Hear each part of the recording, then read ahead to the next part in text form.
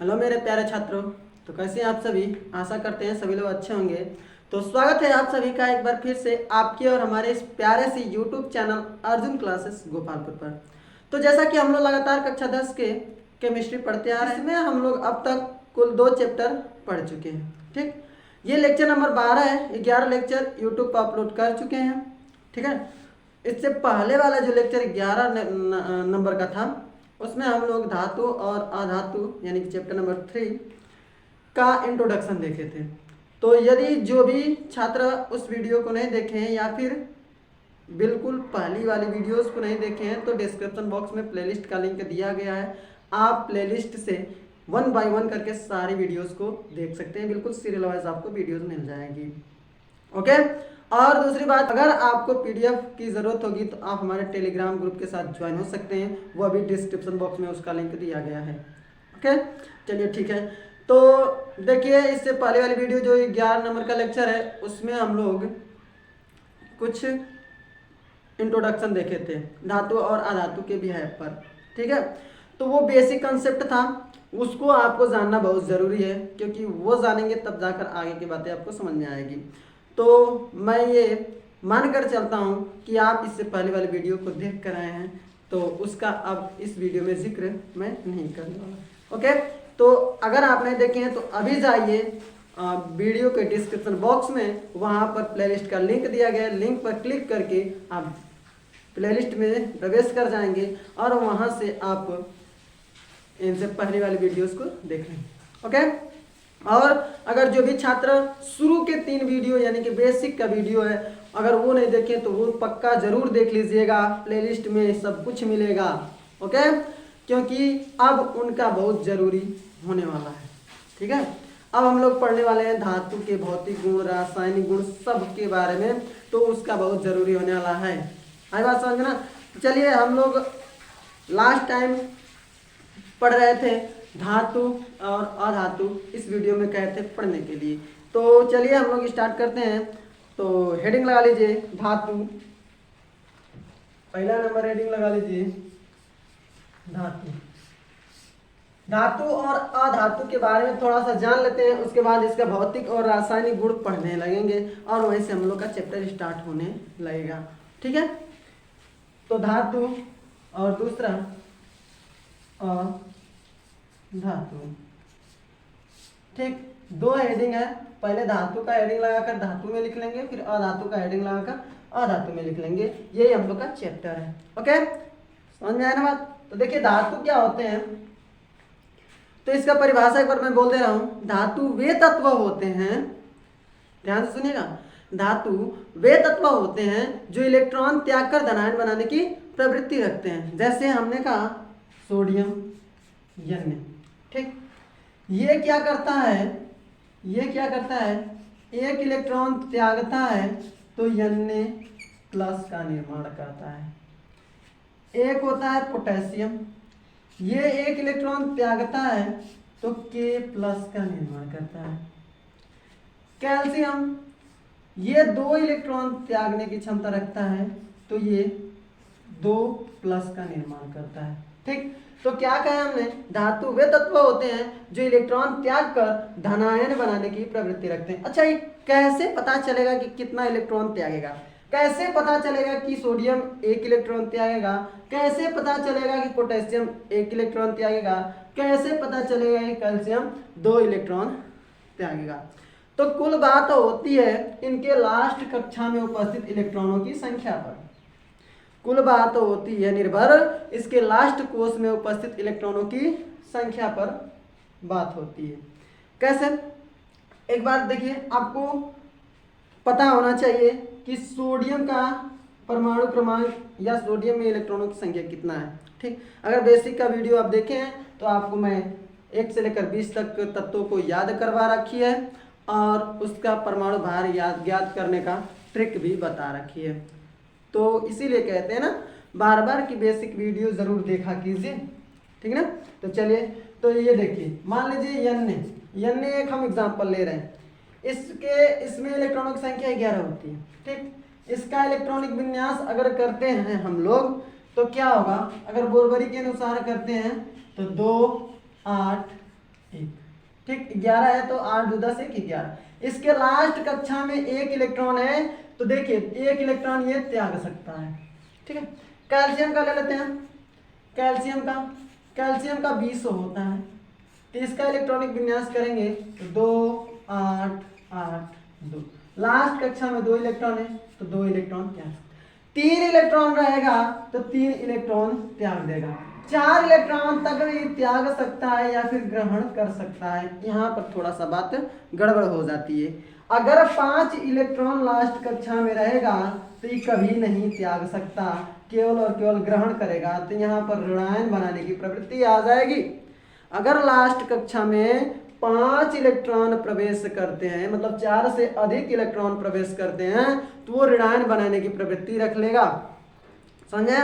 5 electron नहीं त्यागेगा, 4 तक त्याग सकता है या फिर ग्रहण कर सकता है। बट जैसे ही 5 हुआ, यानी कि 4 या 4 से अधिक इलेक्ट्रॉन होगा लास्ट कक्षा में, तो वो त्याग नहीं सकता। क्या करेगा? केवल और केवल इलेक्ट्रॉन ग्रहण करेगा। अग्रहण करेगा तो ऋणायन बनेगा। तो एक बात हमेशा ध्यान रखिएगा कि 3 या 3 से कम इलेक्ट्रॉन होना चाहिए लास्ट कक्षा में। तो लास्ट कक्षा में जब 3 या 3 से कम इलेक्ट्रॉन होगा तो वो क्या करेगा? उतना त्याग देगा। यानी कि 3 इलेक्ट्रॉन अगर लास्ट कक्षा में जाएगा तो 3 प्लस धनायन बनाएगा। लास्ट कक्षा में 2 इलेक्ट्रॉन जाएगा, 2 को प्लस धनायन बनाएगा। लास्ट कक्षा में 1 इलेक्ट्रॉन जाएगा तो 1 प्लस धनायन बनाएगा। समझ में आया? चलिए, तो आई होप आपको समझ में आ गया होगा कि धातु किसे कहते हैं। तो धातु को हम लोग उसका इलेक्ट्रॉनिक विन्यास करके पहचान सकते हैं। आई बात समझ? चलिए, मैं एक बार फिर से बता रहा हूँ आपको। मैं बार बार यही कहता हूँ कि आपको यूट्यूब पर इस तरह कोई बताने वाला नहीं है। ऑफलाइन कोचिंग की तरह, बिल्कुल थंबनेल पर आप देखे होंगे, बिल्कुल जीरो से पढ़िए ऑफलाइन कोचिंग की तरह।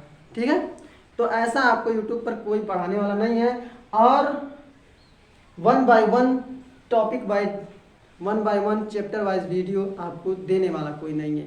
ओके, तो ध्यान से आप पढ़ते रहिए, नोट्स बनाते रहिए। आपको अगर विज्ञान में 90 से कम आ जाए ना तो हमको कहना कि हमको सर जी नहीं पढ़ाए हैं। ठीक है, समझ में आई बात ना? हाँ, तो अगर वीडियो पसंद आ रही होगी ना तो तुरंत के तुरंत लाइक कर दीजिए बच्चा। ठीक है, चलिए, और ज़्यादा से ज़्यादा दोस्तों में शेयर कीजिए, अपना परिवार बढ़ाने का प्रयास कीजिए भाई। ओके, चलिए, तो धातु समझ में आ गया ना? तो इसमें एक लाइन लिख लीजिएगा, मैं बोल दे रहा हूँ। धातु वे तत्व होते हैं जो इलेक्ट्रॉन त्याग कर धनायन बनाने की प्रवृत्ति रखते हैं। ठीक, उसके बाद ये चाहे तो लिख सकते हैं। उसके बाद लिखिए अधातु, इसको मिटा दिया जाए।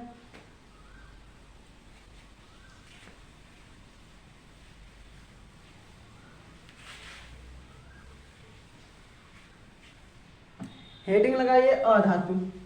अधातु क्या होते हैं तो इसको एक बार सुन लीजिए। अधातु वे तत्व होते हैं, बस धातु का उल्टा अधातु। धातु इलेक्ट्रॉन त्यागेगा तो इलेक्ट्रॉन ग्रहण करेगा, बस। तो इस तरह के अधातु वे तत्व होते हैं जो इलेक्ट्रॉन ग्रहण करके ऋणायन बनाने की प्रवृत्ति रखते हैं। जैसे मैंने कहा क्लोरीन, Cl। क्लोरीन क्या करता है? एक इलेक्ट्रॉन ग्रहण करता है तो इस पर Cl माइनस उत्पन्न हो जाता है। क्लोरीन एक इलेक्ट्रॉन ग्रहण करता है तो इस पर Cl पर माइनस उत्पन्न हो जाता है। अगर मैं बात करूं नाइट्रोजन की, तो नाइट्रोजन 3 इलेक्ट्रॉन ग्रहण करता है और इस पर नाइट्रोजन पर 3 माइनस उत्पन्न हो जाते हैं। ठीक है, अगर मैं बात करूं फ्लोरीन एक इलेक्ट्रॉन ग्रहण करता है और इस पर फ्लोरीन पर 1 माइनस आवेश उत्पन्न हो जाता है। ऐसे बहुत सारे हैं, आप लिख सकते हैं। अगर आवर्त सारणी शुरू का बेसिक पढ़े तो आप सारे के बारे में जानते हैं। अब देखिए, आपको मैं फिर से बताए दे रहा हूँ। आवर्त सारणी जब आपको मैं पढ़ाया था, ये देखिए, ये था आपका आवर्त सारणी। इसमें 10 थे और उसके बाद यहाँ पर इसमें 6 थे ना। इधर कितने थे? 6 थे। तो पहला वाला वर्ग में +1 आवेश उत्पन्न होगा, दूसरा वाले वर्ग में +2 होता है, तीसरा वाले में +3 होता है, चौथा वाले में +4 होता है, पांचवा वाले में -3, छठवां वाले में -2, सातवां वाले में -1, आठवां वाले में 0 होता है। तो ये आप याद रख सकते हैं या फिर इलेक्ट्रॉनिक विन्यास कर सकते हैं। तो ये आप याद रख लेते हैं तो आपको बहुत सारा लाभ हो सकता है। जैसे हमने बताया था हॉल इन के एब्सिस पर उस पर +1, यानी कि इसमें सारा का सारा जो यहाँ से लेकर यहाँ तक 7 गो कुल होंगे ना, तो इसमें जितने 7 गो तत्व होंगे वो 1 इलेक्ट्रॉन त्यागेंगे, प्लस का है। और इसमें का सारा 2 इलेक्ट्रॉन त्यागेंगे, इसमें का सारा 3 इलेक्ट्रॉन, इसमें का सारा 4 इलेक्ट्रॉन, उसके बाद -3, -2, -1 और 0 का मतलब 1 भी इलेक्ट्रॉन त्यागेंगे, न ग्रहण करेंगे। माइनस का मतलब यहाँ से ग्रहण करना स्टार्ट हुए। समझ में आया ना? हाँ, तो आप जरूर बेसिक वाला वीडियो जरूर देख लीजिएगा, क्योंकि जिसको आवर्त सारणी आती है आधी केमिस्ट्री आ जाएगी। ठीक, चलिए अब इसको दिखाया जाए कि कैसे 1 इलेक्ट्रॉन त्याग ग्रहण कर रहा है। तो देखिए क्लोरीन Cl आपका पड़ता है 17 पर, तो इसके इलेक्ट्रॉनों की संख्या 17 है। इसका इलेक्ट्रॉनिक विन्यास अगर करते हैं तो 2, 8, 7। हमने कहा कि 4 या 4 से अधिक, मान लीजिए 5 इलेक्ट्रॉन गया लास्ट कक्षा में, 5 इलेक्ट्रॉन गया लास्ट कक्षा में, तो वो त्यागेगा नहीं। अब क्या करेगा? इलेक्ट्रॉन ग्रहण करेगा। इलेक्ट्रॉन ग्रहण करने का मतलब लास्ट कक्षा में कोई भी तत्व चाहता है कि हम अस्थायी हो जाएं, कोई भी लोग भी चाहते हैं कि हम अस्थायी हो जाएं, मतलब नौकरी पा जाए। यही ना चाहते हैं कि हम अस्थायी हो जाएं नौकरी पाकर, वैसे ही तत्व चाहते हैं कि हम अस्थायी हो जाएं। वो अस्थायी कब होंगे? जब उनके कक्षा में, लास्ट कक्षा में 8 इलेक्ट्रॉन प्रवेश कर जाए। तो देखिए इसमें कितने इलेक्ट्रॉन की कमी है कि 8 इलेक्ट्रॉन बन जाएगा, 1 इलेक्ट्रॉन की कमी। तो ये क्लोरीन क्या करता है? कहीं से 1 इलेक्ट्रॉन ग्रहण करके लास्ट कक्षा में 8 इलेक्ट्रॉन बनाने का प्रयास करता है, इसलिए क्लोरीन हमेशा माइनस वाला होता है। नाइट्रोजन की बात करें तो नाइट्रोजन आपका पड़ता है, नाइट्रोजन की बात करें तो नाइट्रोजन आपका पड़ता है 7 पर। ठीक है, तो 7 इसमें इलेक्ट्रॉन होते हैं। अगर इसका इलेक्ट्रॉनिक विन्यास किया जाए तो 2, 5, लास्ट कक्षा में 5 इलेक्ट्रॉन प्रवेश किया, इसका मतलब कि ये इलेक्ट्रॉन त्यागेगा नहीं, ग्रहण करेगा। तो इसका मतलब ग्रहण करेगा तो लास्ट कक्षा में 8 इलेक्ट्रॉन बनाने का प्रयास करेगा। 8 इलेक्ट्रॉन जब बनाने का प्रयास करेगा तो इसके कितने इलेक्ट्रॉन की जरूरत होगी? 3 की, तो इसलिए ये 3 इलेक्ट्रॉन ग्रहण करता है। आई बात समझ में ना? तो एक बार फिर से मैं बोल दे रहा हूँ, अधातु का परिभाषा लिख लीजिएगा। बोलो, चलिए लिखना स्टार्ट कीजिए। अधातु वे तत्व होते हैं जो इलेक्ट्रॉन ग्रहण करके ऋणायन बनाने की प्रवृत्ति रखते हैं। अधातु वे तत्व होते हैं जो इलेक्ट्रॉन ग्रहण करके ऋणायन बनाने की प्रवृत्ति रखते हैं। ठीक, समझ में आए? उसके बाद ये एग्जाम्पल लिख सकते हैं। ठीक है, अगर आपको सारा का सारा बात समझ में आ रहा है, सारा का सारा कंसेप्ट आपके दिमाग, दिल दिमाग, गुर्दे, फेफड़े सब में स्कैन हो रहे हैं, तो ज़्यादा से ज़्यादा वीडियो को शेयर कीजिए और लाइक कीजिए। ठीक, चलिए, और बरियाई से आपके घर में जितने भी सारे मोबाइल हैं सबसे एक बार सब्सक्राइब करवाइए अपने इस प्यारे से यूट्यूब चैनल को। ओके, चलिए, इससे बेहतर आपको कहीं भी स्टडी मटेरियल नहीं मिलने वाला, कंसेप्ट नहीं मिलने वाला है, मैं पूरे दावे के साथ कह रहा हूँ। ओके, चलिए, तो बढ़िया से नोट्स बनाते रहेगा। अब हम लोग चलेंगे धातु और अधातु के अंतर पढ़ने में। देखिए, धातु और अधातु का भौतिक गुण हम लोग नहीं पढ़ेंगे। क्यों नहीं पढ़ेंगे? क्योंकि धातु और अधातु का भौतिक गुण जो होगा उसके अंतर से स्पष्ट हो जाएगा। देखिए, भौतिक गुण का मतलब क्या होता है, बहुत पहले से आप लोग जान चुके हैं हमारे साथ, कि दूर से किसी व्यक्ति को देखकर उसके बारे में बताना भौतिक गुण कहलाता है। वैसे धातु को दूर से देखकर बता देंगे। ठीक है, समझ में? देख करके बताना भौतिक गुण कहलाता है। तो धातु और अधातु का जो अंतर होगा ना, उसे ही भौतिक गुण भी कह देंगे। ठीक है, तो कुल 10 8-10 अंतर है, उसको देख लेंगे। तो अगर आपसे कोई अंतर पूछेगा तो आप तो अंतर बता ही देंगे। अगर भौतिक गुण पूछेगा तो अंतर, अगर धातु का भौतिक गुण पूछा तो धातु वाला बता देंगे, और धातु का अंतर भौतिक गुण पूछा तो अधातु वाला बता देंगे। ठीक है, अभी आपको समझ में आ जाएगा सब कुछ। चलिए, तो अगला हेडिंग लगा लीजिए आप, धातु और अधातु में अंतर। ठीक है, मिटा दिए जाए इसको। हाँ, चलिए ठीक है, तो अगला हेडिंग लगा लीजिए, धातु और अधातु में अंतर। ठीक, धातु और अधातु में अंतर।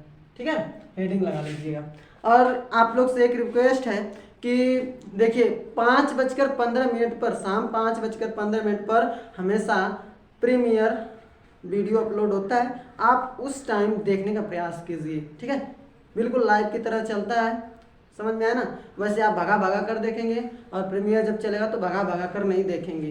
तो उस टाइम आप देखने का प्रयास कीजिए, जिससे आपको पूरा बढ़िया से समझ में आएगा। आप भगाएंगे नहीं तो, समझ में आई बात। और डेली बाय डेली इसीलिए तो 5:15 किए हैं, टाइम से आपका वीडियो प्रोवाइड करा रहे हैं। एक हम लोग टाइम बना दिए हैं 5:15 पर प्रीमियर है। आप उस टाइम समझ जाइए कि हमको कोचिंग जाना है।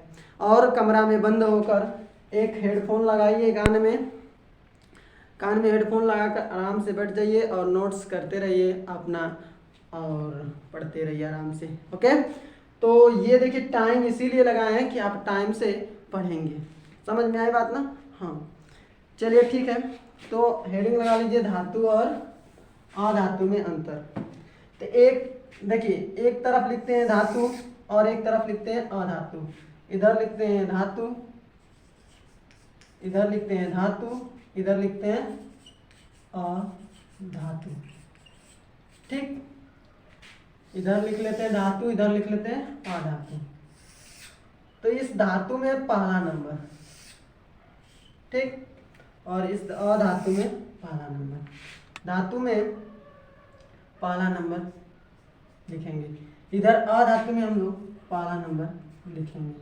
ठीक है, अब देखिए सभी क्या करते हैं ना, टीचर्स क्या करते हैं कि एक बार धातु पढ़ाते हैं, फिर इसका भौतिक गुण पढ़ाते हैं, फिर इसका रासायनिक गुण पढ़ाते हैं, फिर उसके बाद अधातु पढ़ाते हैं, इसका भौतिक गुण पढ़ाते हैं, इसका रासायनिक गुण, फिर उसके बाद अंतर पढ़ाते हैं। इतना ज़्यादा हमको पढ़ने की क्या ज़रूरत।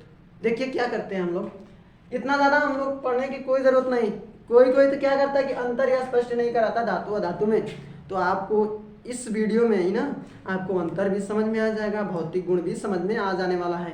ठीक है, कम से कम में ज़्यादा से ज़्यादा आपको बातें समझ में आने वाली है।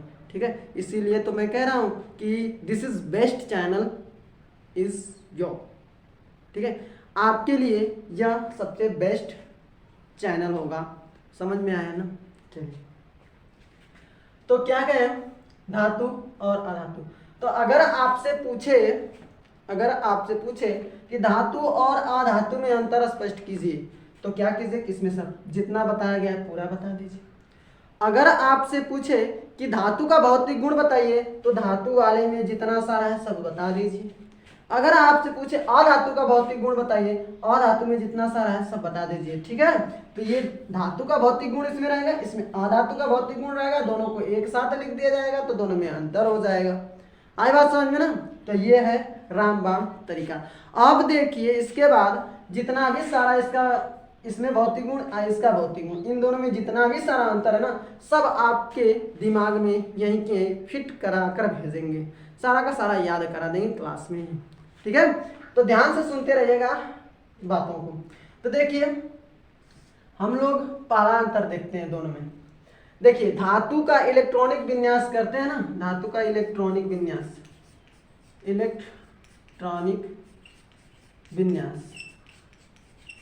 धातु का जब इलेक्ट्रॉनिक विन्यास करते हैं तो इसके लास्ट कक्षा में ना 1, 2 और 3 इलेक्ट्रॉन प्रवेश करते हैं, 3 इलेक्ट्रॉन प्रवेश करते हैं।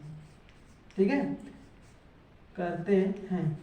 अगर धातु का इलेक्ट्रॉनिक विन्यास करते हैं तो उसके लास्ट कक्षा में 1, 2 और 3, इससे ज़्यादा इलेक्ट्रॉन प्रवेश नहीं करते हैं। जैसे हमने कहा अभी आप लोग को दिखाए हैं सोडियम का, सोडियम के लास्ट कक्षा में कितना इलेक्ट्रॉन प्रवेश कर रहा था, 1। ठीक।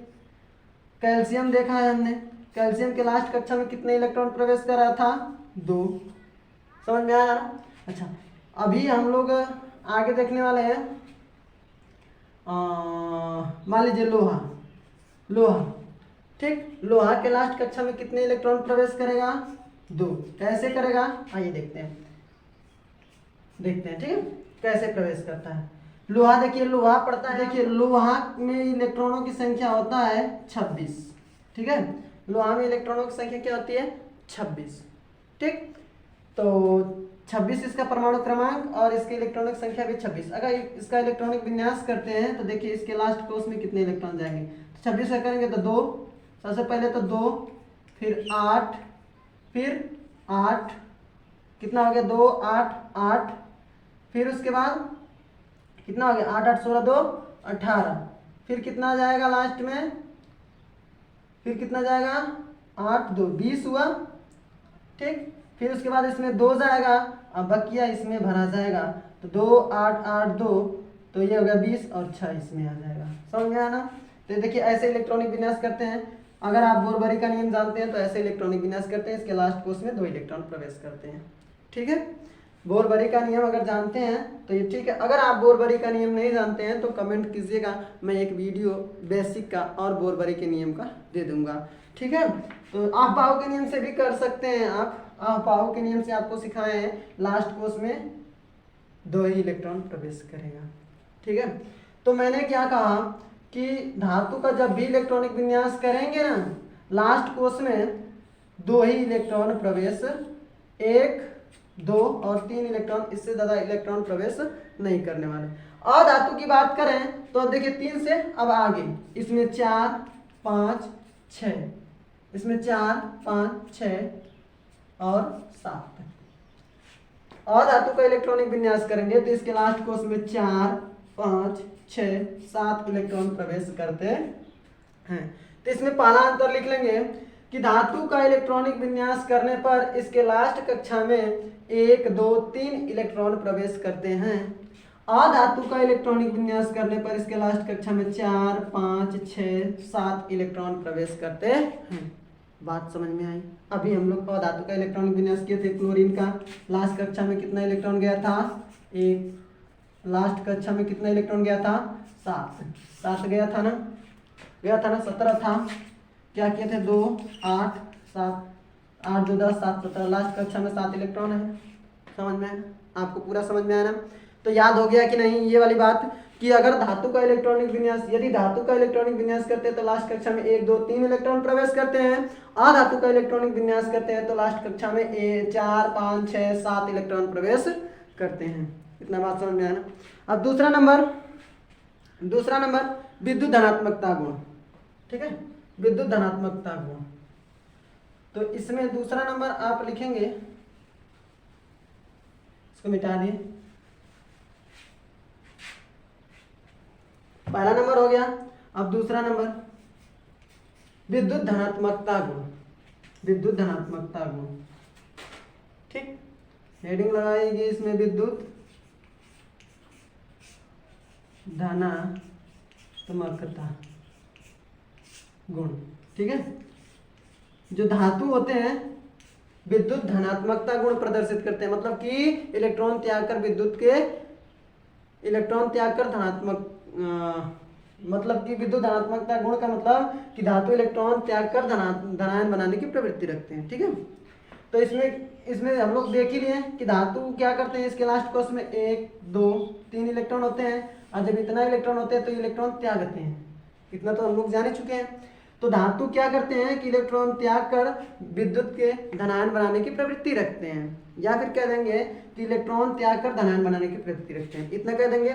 और इसमें धातु में दूसरा नंबर क्या कह देंगे, इसका उल्टा, ये विद्युत धनात्मकता है तो ये हो जाएगा विद्युत धनात्मकता है तो विद्युत ऋणात्मकता, विद्युत ऋणात्मकता या विद्युत ऋणात्मक गुण, विद्युत धनात्मक गुण। ठीक है, तो ये क्या करेंगे कि अधातु जो होते हैं इलेक्ट्रॉन ग्रहण करके विद्युत ऋणात्मक का गुण बनाने की प्रवृत्ति रखते हैं, विद्युत के ऋणात्मक गुण बनाने की प्रवृत्ति रखते हैं। समझ में आया ना? तो ये दो अंतर समझ में आ गया आपको। देखिए एकदम आसान है, धातु का उल्टा अधातु होगा। एक धातु का याद करें, अधातु का याद। तो इसमें हम लोग कहेंगे कि धातु विद्युत धनात्मक गुण बनाने की प्रवृत्ति रखता है, अधातु विद्युत धनात्मक गुण विद्युत ऋणात्मक गुण बनाने की प्रवृत्ति रखता है। तीसरा नंबर बात करते हैं हम लोग, तीसरा नंबर। तो धातु देखिए, धातु जो होते हैं ना, जैसे लोहा, आप देखें लोहा ना, लोहा को रगड़ेंगे तो एक विशेष प्रकार का चमक होगा, होगा या नहीं? हाँ, तो कहेंगे कि धातु में एक विशेष प्रकार का चमक होता है। इसमें क्या होता है? एक विशेष प्रकार का चमक पाया जाता है। बाकी अधातु में विशेष प्रकार का चमक नहीं पाया जाता, नहीं पाया जाता है। आई बात समझ में ना? देखिए इसका ठीक उल्टा है, बस एक याद कीजिए, दूसरा याद। धातु में एक विशेष प्रकार का चमक पाया जाता है, जिसे हम लोग इसको एक शब्द में कहते हैं धातुई चमक। लिख सकते हैं आप, जिसे धातुई चमक कहते हैं। ठीक है, धातुई चमक कहते हैं। आई बात समझ में ना? धातु में एक विशेष प्रकार का चमक पाया जाता है, जिसे धातुई चमक कहते हैं। अधातु में विशेष प्रकार का चमक नहीं पाया जाता। समझ में है? तीन को जान गए हम लोग, तीन जान गए। ठीक, समझ में आ रहा है बात ना? 3 पॉइंट आप नोट कीजिए, इसको मिटा दें। चलिए चौथा नंबर देखिए, धातु जो होते हैं ना, विद्युत और उष्मा के सुचालक होते हैं। क्या? धातु जो होते हैं विद्युत और उष्मा के क्या होते हैं? सुचालक। सुचालक का मतलब कि एक स्थान से दूसरे स्थान को विद्युत और उष्मा को ले जाने वाले होते हैं। धातु क्या होते हैं? विद्युत और उष्मा के सुचालक होते हैं। जबकि अधातु क्या होते हैं? उसका उल्टा। अधातु ये तो सुचालक होता है, तो अधातु क्या होगा? विद्युत और उष्मा का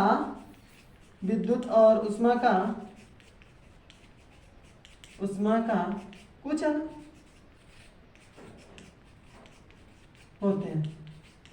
ठीक है, धातु जो होते हैं विद्युत और उष्मा का सुचालक होते हैं, जबकि अधातु विद्युत और उष्मा का कुचालक होते हैं। बट एक अपवाद समझ लीजिए, नोट पॉइंट में लिख लीजिएगा, यहीं पर डायरेक्ट तुरंत ही यहीं पर एक ऐसा अधातु है जो विद्युत का सुचालक है, उसका नाम है ग्रेफाइट। ग्रेफाइट। ठीक है, इसको आप याद रखिएगा। पूछा जाता है कि ऐसे अधातु का नाम बताइए जो विद्युत के सुचालक है, तो कौन होता है? ग्रेफाइट। ग्रेफाइट अधातु है, ये होता है विद्युत का सुचालक। आई बात समझ में ना? तो देखिए चौथा नंबर हम लोग पढ़ लिए, धातु विद्युत और उष्मा के सुचालक होते हैं, अधातु विद्युत और उष्मा के कुचालक होते हैं। बाकी ग्रेफाइट एक ऐसा अधातु है जो विद्युत धारा के सुचालक होता है। समझ में आई बात ना? चलिए चौथा नंबर जान गए, अब चलते हैं 5वां नंबर पर। ठीक है, 5 नंबर में क्या कहेंगे? 5वां नंबर मान लीजिए, धातु क्या होते हैं? कठोर होते हैं। देखिए हम लोग, देखिए लोहा कैसा होता है? कड़ा होता है ना? कड़ा होता है, तो लोहा कड़ा है, तो लोहा धातु है, तो क्या करेंगे? धातु क्या होते हैं? कठोर होते हैं। कठोर होते हैं। कठोर का मतलब बहुत कड़ा होते हैं, जो आसानी से नहीं टूटेंगे। और जबकि 5वां नंबर इसमें कह देंगे अधातु में ये भंगुर होते हैं। क्या? भंगुर होते हैं। भंगुर होते हैं। भंगुर का मतलब उसको तोड़ें तो तुरंत फट से छिटा जाए, फोड़े तो तुरंत छिटा जाए। जैसे कोयला, कोयला अधातु है, उसको तोड़ते हैं छिटा जाता है, छिटा जाता है ना। चलिए, तो भंगुर का मतलब होता है छोटे छोटे टुकड़ों में टूट जाना, और धातु कठोर का मतलब होता है जल्दी न टूटना। समझ में आया ना? तो धातु क्या होते हैं 5वां नंबर में? कठोर होते हैं, ये भंगुर होते हैं। छठा नंबर देखा जाए, छठा नंबर तो देखिए धातु क्या होते हैं? अच्छा लोहा क्या है? ठोस है। कठोर के तो ठोस कह देंगे ना, द्रव तो नहीं है, गैस तो नहीं है ना। तो धातु क्या है? ठोस होते हैं। क्या लिख देंगे? धातु ठोस होते हैं। ठोस होते हैं। साथ के साथ नोट्स बनाते रहेगा। धातु ठोस होते हैं, इसको छठा नंबर में क्या देंगे, देखिए धातु ठोस होते हैं। अच्छा अधातु, अभी कोयला कहें, कोयला ठोस नहीं होता, ठोस होता है ना, तो अधातु क्या होते हैं, अधातु भी ठोस होते हैं, ठोस, और उसके साथ साथ गैस भी होते हैं। अधातु ठोस और गैस दोनों होते हैं, क्या दोनों होते हैं, अधातु ठोस और गैस दोनों होते हैं। समझ में आया, धातु ठोस होते हैं जबकि अधातु ठोस और गैस दोनों होते हैं। ठीक है, जैसे हमने कहा क्लोरीन, क्लोरीन का है ना, यहाँ पर देखिए क्लोरीन, और जैसे Cl2 लिख दिया हमने, क्लोरीन गैस बन गया। ठीक, क्लोरीन हमने कहा और क्लोरीन अधातु है और Cl2 लिख दिया तो क्लोरीन गैस हो गया। तो क्लोरीन एक प्रकार की गैस है, इसलिए अधातु गैस भी होता है। ठीक है, तो अधातु ठोस और गैस होता है जबकि धातु केवल ठोस होता है। एक ऐसा धातु है जो बिल्कुल नरम होता है, ये कठोर लिखे है ना, यहाँ पर नोट पॉइंट में आप लिख लीजिएगा, कठोर से पहले नोट पॉइंट में, सोडियम एक ऐसा धातु है जो बिल्कुल सॉफ्ट है, यानी कि बिल्कुल नरम होता है, कठोर नहीं होता। जैसे आलू जानते हैं, आलू ना, आलू को जैसे हम लोग फर्री की तरह छुरी से चाकू से काट देते हैं, वैसे ही सोडियम को हम लोग चाकू से काट लेते हैं तो वो बिल्कुल नरम होता है। और लोहा को काट पाएंगे क्या, नहीं काट पाएंगे। तो ये एक अपवाद मान लीजिए है, उसको याद कर लीजिएगा कि ऐसा धातु का नाम बताइए जो बिल्कुल नरम होता है, सॉफ्ट होता है। तो क्या है, सोडियम, उसका संकेत Na होता है। ठीक, धातु ठोस होते हैं और अधातु ठोस और गैस दोनों होते हैं। समझ में आया ना। चलिए 7 नंबर देखेंगे। 7 नंबर, तो इसमें देखिए क्या बोलते हैं, आघात वर्धनीयता का गुण। ठीक है, आघात वर्धनीयता गुण, तो धातु को पीटेंगे ना तो फैलता जाएगा, फैलता जाएगा, फैलता जाएगा, टूटेगा नहीं। बाकी अधातु भंगुर होते हैं, तो इसको पीटेंगे तो छिटा आ जाएंगे। तो क्या कहेंगे कि ये धातु जो होते हैं आघात वर्धनीय होते हैं, और ये अधातु जो होते हैं आघात वर्धनीय नहीं होते हैं। ठीक है, एक बात इसमें लिख लेंगे कि धातु आघात वर्धनीय होते हैं, आघात वर्धनीय होते हैं, आघात वर्धनीय होते हैं। जबकि इसका 7वां नंबर, जबकि अधातु जो होते हैं, अधातु आघात वर्धनीय नहीं होते हैं, नहीं होते हैं। बात समझ में है ना, कुल 7 अंतर जान गए अब तक, इतना बात तो समझ में आ गया ना। तो धातु आघात वर्धनीय होते हैं और अधातु आघात वर्धनीय नहीं होते। इसमें कुल 10 पढ़ने वाले, 10 से 11 हम लोग कुल अंतर पढ़ने वाले हैं।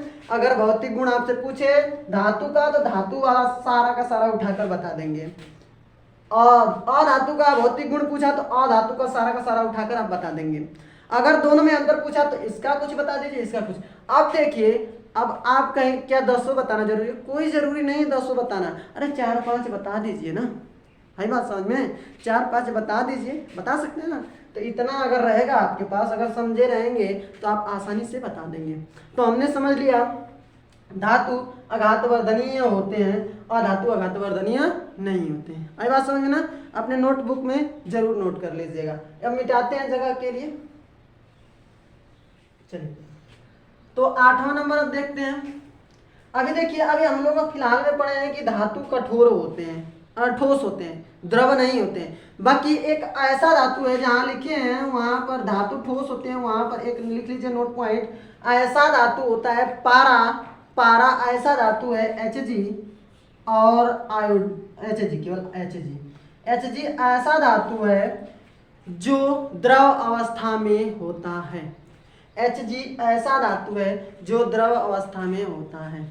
ठीक, तो इसको अपवाद में लिख लेंगे। आपसे कभी भी पूछ सकता है कि ऐसे धातु का नाम बताइए जो द्रव अवस्था में होता है, और आप जानते हैं कि धातु हमेशा ठोस अवस्था होते हैं। नहीं, एक धातु एकमात्र ऐसा धातु है जो सदैव द्रव अवस्था में होता है। ठीक है, नोट पॉइंट में इसको लिख लीजिए कि पारा द्रव अवस्था में होता है। ठीक है, पारा एक धातु है जो द्रव अवस्था में होता है। अब 8 नंबर हम लोग चलते हैं। अब तन्यता, तन्यता का मतलब खींचने का गुण। धातु को खींचेंगे तो खिंचाता जाएगा, खिंचाता जाएगा। जैसे कॉपर का तार, कॉपर देखें, कॉपर एक धातु है, उसको खींच खींच कर तार बना दिया जाता है। सोना, सोना को खींच कर तार बना दिया जाता है, ठीक है। सोना एक ऐसा धातु है जो सबसे अधिक तन्य होता है, ठीक है। सोना एक ऐसा धातु है जो सबसे अधिक तन्य होता है। मात्र 1 ग्राम सोना में, 1 ग्राम सोना में 2 किलोमीटर का तार बनाया जा सकता है। मात्र 1 ग्राम सोना में, सोचिए 2 किलोमीटर लंबा तार, यानी कि 2 किलो का मतलब 2000 मीटर लंबा तार बना सकते हैं 1 ग्राम सोना में, मात्र 1 ग्राम सोना में। सोचिए सबसे अधिक तन्य होता है, ठीक। तो क्या कहेंगे कि धातु तन्य होते हैं या फिर धातु तन्यता का गुण रखते हैं। इतना लिख सकते हैं कि धातु तन्य होते हैं। क्या? तन्य होते हैं। तन्य का मतलब खींचने का गुण, मतलब उसको जितना खींचते जाए खिंचाता जाएगा। समझ में आया ना? अब उतना उसको प्रेशर से खींचा जाएगा भाई, ऐसे हम हाथ से थोड़ा खींच देंगे। और इसको देखिए, ये जब तन्य होते हैं तो ये तन्य नहीं होते हैं, तो 8 नंबर में आधातु में लिख लेंगे कि ये तन्य नहीं होते हैं, ये तन्य नहीं होते हैं। अंतर के साथ पढ़ने का मतलब ये भौतिक गुण, ये धातु का भौतिक गुण है, ये अधातु का भौतिक गुण है। अंतर के साथ पढ़ने का एक ही मतलब है कि एक याद करेंगे तो दूसरा याद हो जाएगा। समझ में आया ना? तो बिल्कुल आपको साइंटिफिक रीजन की तरह से पढ़ाया जाएगा, बिल्कुल वैज्ञानिक तरीके से पढ़ाया जाएगा, ठीक है। तो आराम से इत्मीनान से पढ़ते रहिएगा, ठीक। चलिए, तो धातु तन्य होते हैं, अधातु तन्य नहीं होते हैं। आई बात समझ में? देखिए अगला 9 नंबर देखते हैं। अब देखिए, अगर धातु को पीटेंगे, जैसे लोहा को पीटते हैं तो कुछ आवाज आता है ना, ठीक। तो धातु को पीटते हैं तो एक विशेष प्रकार की ध्वनि उत्पन्न होती है, जबकि अधातु को पीटते हैं, जैसे अधातु चाक है, इसको पीटेंगे ऐसे ध्वनि नहीं आ रही ना। लकड़ी को पीटते हैं तो इसी अच्छी ध्वनि नहीं आती है ना, विशेष प्रकार की। तो कहेंगे कि धातु को पीटने पर एक विशेष प्रकार की क्या होती है, ध्वनि उत्पन्न होती है। इसमें 9 नंबर में लिख लेंगे कि अधातु को पीटने पर एक विशेष प्रकार की ध्वनि उत्पन्न नहीं होती है, ठीक है। धातु को पीटने पर एक विशेष प्रकार की ध्वनि उत्पन्न होती है, अधातु को पीटने पर ध्वनि उत्पन्न नहीं होती है। समझ में आया? 10 नंबर देखते हैं। 10 नंबर देखिए, धातु जो होते हैं ना, धातु को गलाएंगे या फिर पिघलाएंगे, ठीक। तो उच्च टेम्परेचर पर पिघला, जैसे लोहा को हम लोग चाहें कि द्रव अवस्था में बदल दें तो इसको खूब ज़्यादा, अधिक से अधिक ताप की जरूरत होगी। पहले गर्म होकर लाल होगा तब जाकर पिघलेगा, ठीक। और प्लास्टिक को ले लें, प्लास्टिक अधातु है, प्लास्टिक को ले लें, उसको थोड़ा सा आग लगाएंगे तुरंत पिघल जाएगा ना। तो क्या कहेंगे कि धातु का गलनांक एवं क्वथनांक उच्च होता है। गलनांक का मतलब जिस पॉइंट पर, जिस ताप पर गलने लगता है उस ताप को गलनांक कहते हैं, और क्वथनांक मतलब जिस ताप पर वह क्या होता है, वाष्पित होने लगता है, उस ताप को क्वथनांक कहते हैं। और हिमांक का मतलब जिस ताप पर वह ठोस अवस्था में परिवर्तित होने लगेगा कोई वस्तु, उस ताप को कहते हैं हिमांक, ठीक।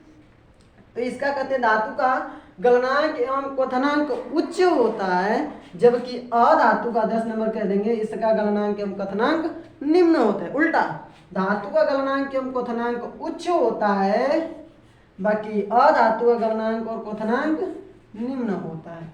समझ में बात आई ना? तो ये कुल 10 इनमें अंतर थे, आप अंतर जरूर देख लीजिएगा। समझ में आया? और ऐसे लिखिएगा कि धातु का भौतिक गुण, ठीक, भौतिक गुण, ठीक है। धातु का भौतिक गुण, यहाँ पर अधातु का भौतिक गुण लिख लीजिएगा, जिससे आपको बाद में ना दिक्कत का सामना करना पड़े कि हमको सर जी केवल अंतर बताए हैं, भौतिक गुण कहाँ है। तो फिर से मैं एक बार आपको बताना चाहूंगा कि देखिए, धातु का अगर भौतिक गुण पूछे तो सारा जितना है इसमें ये धातु का भौतिक गुण, इसमें सारा जितना हम लोग लिखे हैं अधातु का भौतिक गुण, अंतर पूछे तो ये अंतर तो है ही। समझ में आई बात? तो आई होप आपको धातु और अधातु में अंतर और उसके साथ साथ भौतिक गुण भी समझ में आया होगा। ठीक है, तो चलिए ठीक है। तो ये अगर वीडियो आपको पसंद आई हो तो वीडियो को लाइक ज़रूर कीजिएगा। हम लोग इस वीडियो में इतना ही रखते हैं। अगले वीडियो में हम लोग धातु के रासायनिक गुण दिखेंगे, फिर उसके बाद अधातु के रासायनिक गुण दिखेंगे, और उसके बाद आगे 1 बाय 1 करके हम लोग अपना सिलेबस खत्म करेंगे। ठीक है, तो कैसी लगी वीडियो कमेंट सेक्शन में अपना प्यारा प्यारा कमेंट जरूर छोड़िएगा। अगर आपको इस चैनल से लाभ हो रहा है तो अपने दोस्तों को भी बताइए कि चलिए भैया इस चैनल पर विज्ञान का बढ़िया ज्ञान मिल रहा है। ठीक है, चलिए तो चलिए हम लोग मिलते हैं अब अगले नए वीडियो में। तब तक के लिए tata bye bye, love you all, जय हिंद।